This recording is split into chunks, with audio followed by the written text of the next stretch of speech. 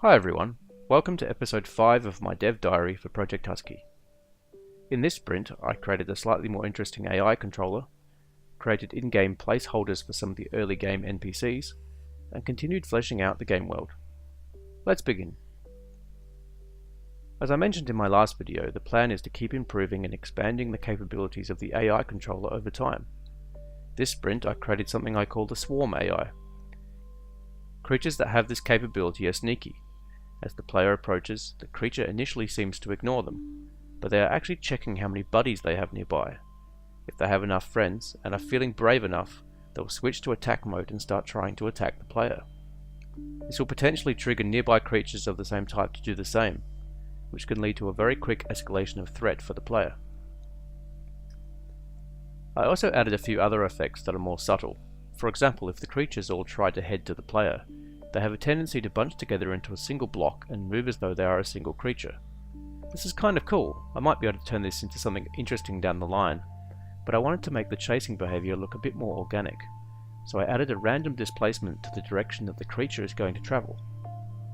This means that the creature won't always head directly towards the player, and so large groups of creatures maintain a little bit of separation rather than locking together. I have some ideas on improving this which I may try out next sprint. I also spent some time refactoring the AI framework to have a better structure. This will make more complex state-based AI easier in the future. I spent a decent amount of time world building this sprint, and by that I don't mean creating models and placing terrain. I'm referring to fleshing out the history of the game world, characters, and ultimately the story that the player is involved in. I had a great deal of success in this area, creating many new characters, fleshing out their motivations and story arcs, and overall, making the world feel more detailed and coherent. This was all done the traditional way with pen on paper, so there's not much to show yet.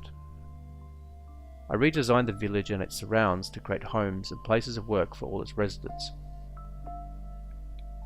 The game begins in a small village populated by a group of squares. As the player explores the village, it quickly becomes apparent through NPC dialogue and seeing for themselves that some sort of devastating explosion occurred in the village in the recent past. The village is still repairing and mourning, and the scars left behind will take some time to heal. At this point, events are already in motion that will drastically affect the world as the story unfolds, and the player will need to decide how they will leave their mark. I also added the ability for the player to deal damage with their dash ability. I ran out of time to do anything with the creatures when they die, so they currently just pop out of existence, but this will be addressed next sprint. That's it for this fortnight. In the next sprint, I'll expand the game world and continue to improve the AI. See you next time.